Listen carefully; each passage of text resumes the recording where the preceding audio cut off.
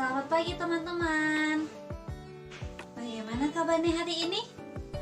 Alhamdulillah, luar biasa. Allahu Akbar.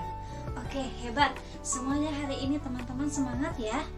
Ya, sebelum kita mulai pembelajaran hari ini, sebaiknya kita baca doa terlebih dahulu ya. Kepada ketua kelas, silakan untuk memimpin doa hari ini.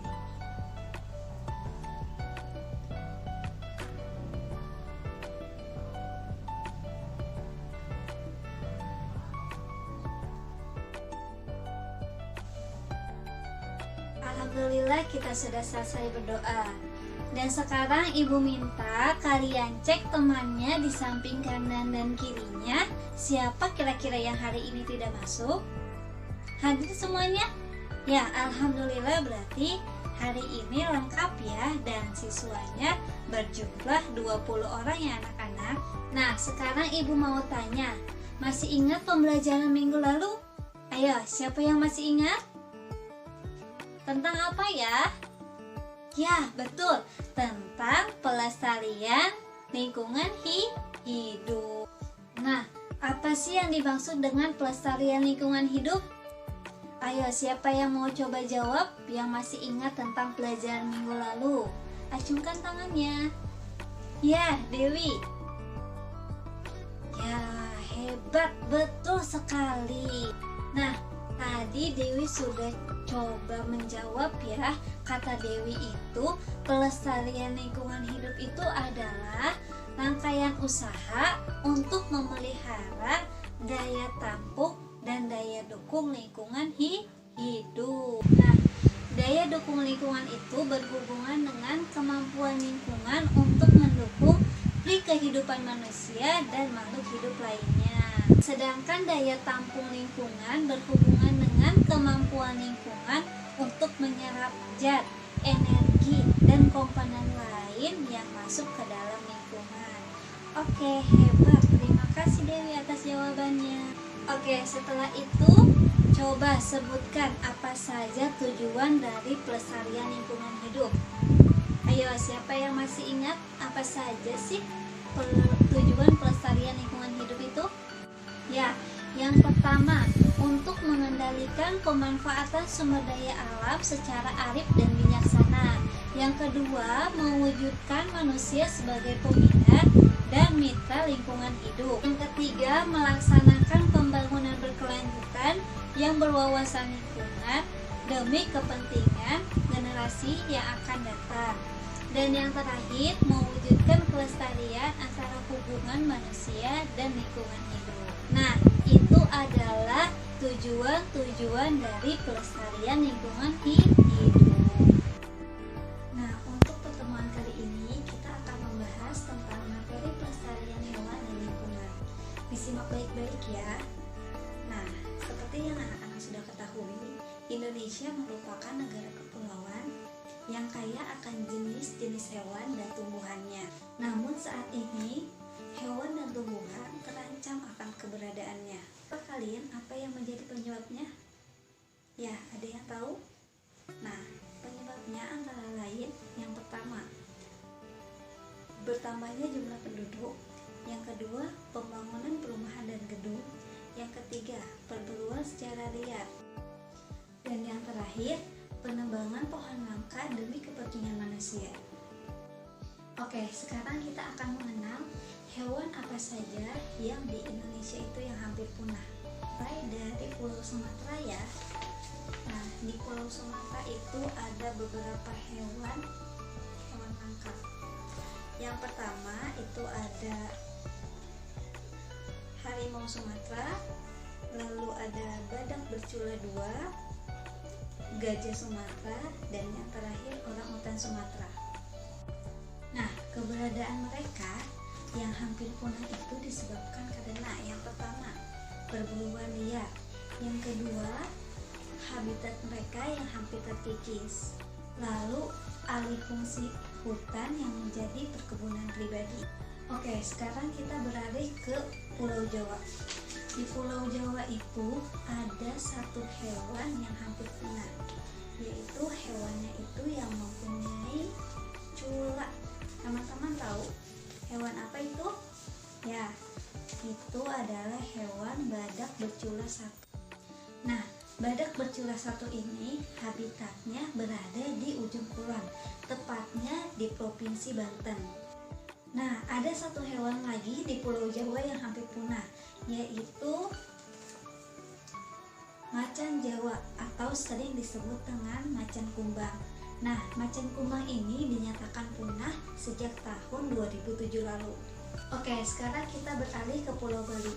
Nah, di Pulau Bali itu ada satu hewan yang dinyatakan hampir punah, yaitu burung jalak Bali. Nah, burung jalak Bali ini mempunyai warna yang sangat menarik, tapi burung jalak Bali ini dinyatakan punah dikarenakan perburuan liar. Oke, kita beralih lagi ke pulau yang di sebelah Pulau Bali, yaitu Pulau Kalimantan. Ada yang tahu di Pulau Kalimantan itu ada hewan apa saja yang hampir punah? Ya, salah satunya itu hewan komodo, tepatnya berada di Nusa Tenggara Timur. Nah, yang seperti teman-teman sudah ketahui, bentuk komodo itu menyerupai kadal yang berukuran besar. Lalu komodo pun hanya tinggal di Pulau Komodo yang berada di Nusa Tenggara Timur. Lalu hewan komodo itu hampir punah dikarenakan adanya perburuan liar dan keberadaan makanannya hampir menipis. Oke, sekarang kita lanjut ke Pulau Sulawesi. Nah, di Pulau Sulawesi itu ada satu hewan yang hampir punah. Nah, hewannya itu dia menyerupai kambing berwarna hitam. Tahukah anak-anak apa nama hewan tersebut? Ya, nama hewan tersebut yaitu hewan anoa. Nah, hewan anoa ini merupakan hewan khas Kepulauan Sulawesi. Oke, sekarang kita beralih ke Pulau Kalimantan. Nah, di Pulau Kalimantan itu ada dua jenis hewan yang hampir punah. Yang pertama, teman-teman tahu ini gambar hewan apa ya? Ada yang tahu? Ya, betul. Ini gambar hewan orangutan. Dan yang kedua, ada gambar apa ini? Ada yang tahu?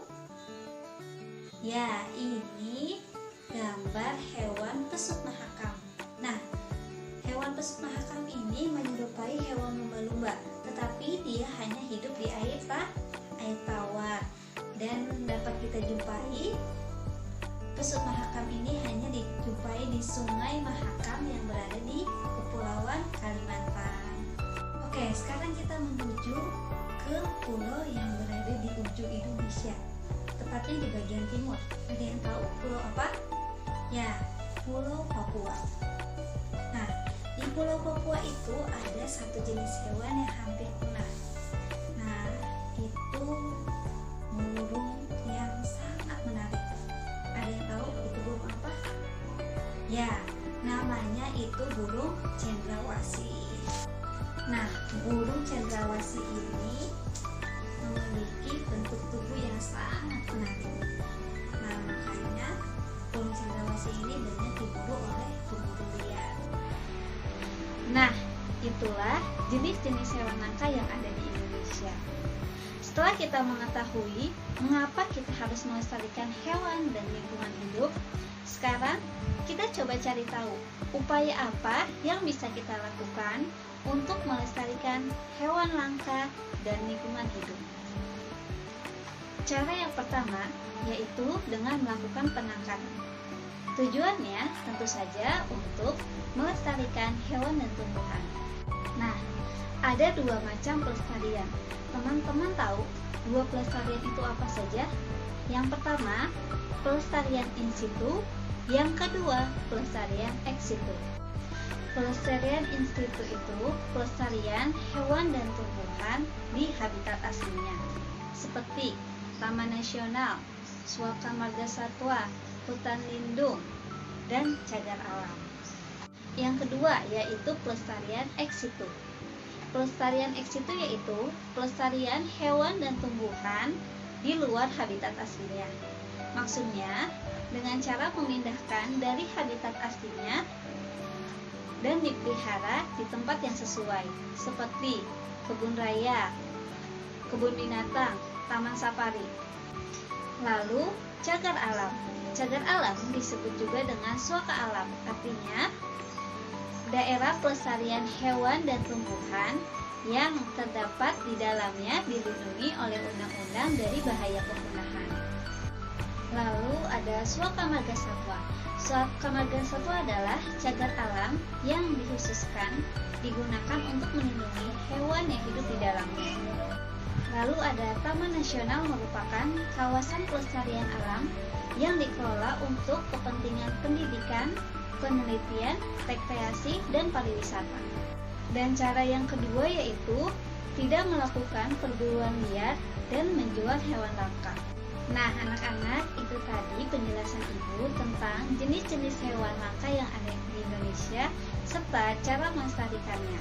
Semoga anak-anak bisa paham dengan apa yang Ibu jelaskan tadi. Baik, kesimpulan apa yang kita dapat di pelajaran hari ini? Ada yang bisa jawab? Ya, kesimpulannya adalah tadi ada beberapa jenis hewan langka dan hampir punah. Dan kita perlu melestarikan hewan langka tersebut. Dengan cara apa? Yang pertama, tidak melakukan perburuan liar dan menjual hewan-hewan langka. Dan tiga, melakukan penebangan liar. Cukup sekian pembelajaran kita hari ini. Wassalamualaikum warahmatullahi wabarakatuh.